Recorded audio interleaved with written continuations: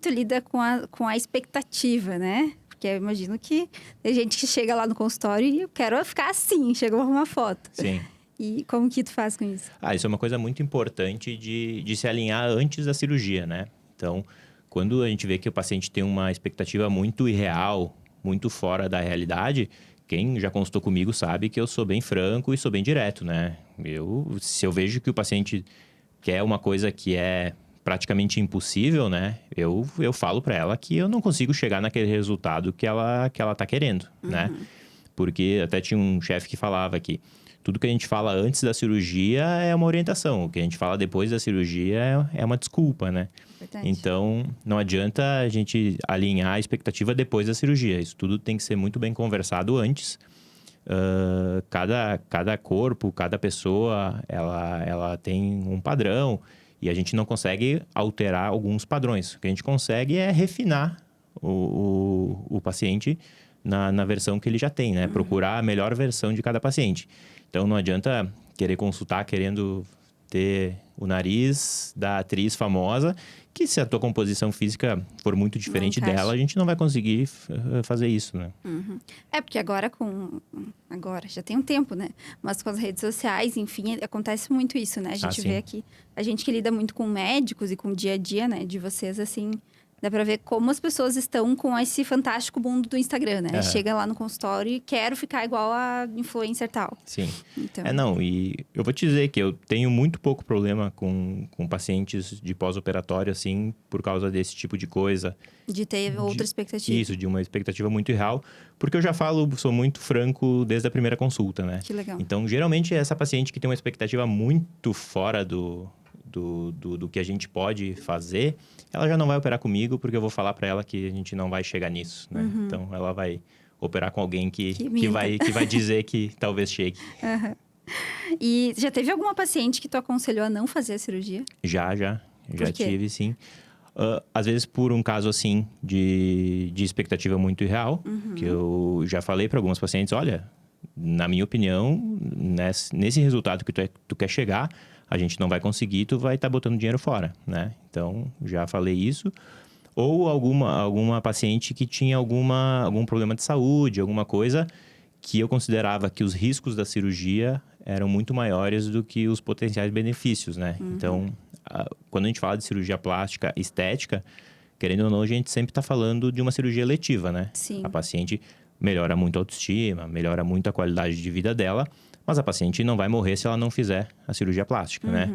Então, paciente que tem problemas de saúde que estão descompensados, que são problemas que a cirurgia pode potencializar o risco de uma complicação muito grave, geralmente eu aconselho a paciente a não fazer ou digo que pelo menos eu não faria. E tem pré-requisitos que a pessoa precisa... Olha, tem esse checklist que tu precisa estar bem para poder fazer a cirurgia. Sim, tem. Depende do porte da cirurgia que a gente vai fazer, né? Tem cirurgias mais simples, desde cirurgia com anestesia local, que são cirurgias mais tranquilas, que geralmente a grande maioria das pessoas pode fazer, né? E até cirurgias maiores, cirurgias mais complexas, que exigem mais do pós-operatório do paciente. Então, o paciente da cirurgia plástica, geralmente, ele tem que ter uma boa condição de saúde, né? Ele não pode, por exemplo, ser um hipertenso, diabético, com problema do coração que esteja descompensado. A gente nunca vai fazer uma cirurgia grande num paciente que tem alguma doença, assim, que não esteja muito bem controlada, né? Que é uma escolha que a pessoa pode fazer, né? Exatamente. Então, E tanto que a maioria dos pacientes, depois ali dos 40 anos principalmente, a gente solicita uma avaliação de um cardiologista, né? Para fazer uma estratificação de risco da cirurgia.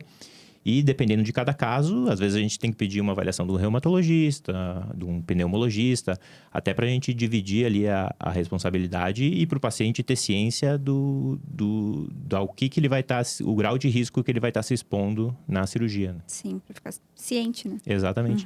E otimizar todos esses fatores antes da cirurgia, né? Porque uma coisa que faz muita diferença também é o paciente estar bem preparado para a cirurgia, né? Então, o ideal é que o paciente esteja no seu melhor momento de saúde, tanto saúde mesmo, quanto na parte física, para passar pelo pós-operatório da maneira mais tranquila. Que legal. E eu já ouvi, tá? Histórias na internet de terror, de casos que a pessoa acordou durante a cirurgia. Isso aí é mais... Já aconteceu alguma vez contigo, não? Assim, quando a gente faz anestesia com cirurgia com anestesia geral, existe um anestesista ali que tá o tempo inteiro ao lado do paciente. É ele quem administra as drogas, cuida da parte de analgesia do paciente, né? Para não sentir dor. E para o paciente também não ver e ficar dormindo o tempo inteiro na cirurgia, ficar relaxado, né? Então, tem pacientes que às vezes precisa se usar mais medicação, tem outros pacientes que precisa se usar menos. Isso quem regula e quem controla é realmente o anestesista. Sim. Às vezes o paciente pode ter alguma certa reação durante a cirurgia, mas que ele não vai lembrar e que não vai interferir em nada, né? É só, às vezes, um momento que a medicação foi menos, né? E aí o anestesista já na hora ajusta, né? Eu, pelo menos, nunca tive nenhum paciente que acordou na anestesia. Que é meio doido isso, né? Não, isso é mais lenda, assim. Existem algumas cirurgias que a gente faz, por exemplo, com hack, que é aquela anestesia nas costas, né? Que aí o paciente fica acordado. Então, se o paciente quiser ficar acordado, por exemplo, uma cirurgia que tu tá fazendo no andar inferior do abdômen ali, nas pernas, né? Ele pode escolher ficar acordado ou não. Se for feito uma hack anestesia, né?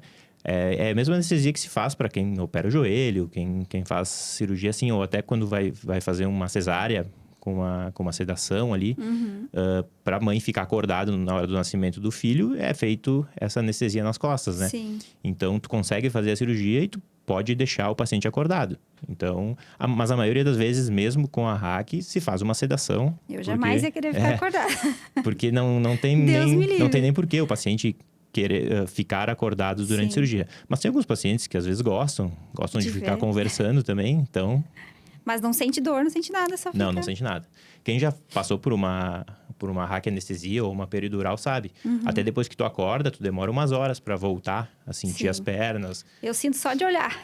Não preciso nem... Eu já fiz uma cirurgia no joelho e é uma sensação... Ai, terrível. Bem estranha, assim. Porque tu acorda, tu encosta nas tuas pernas e parece que é de outra pessoa. Porque tu não sente nada. Não tá sentindo. Que loucura.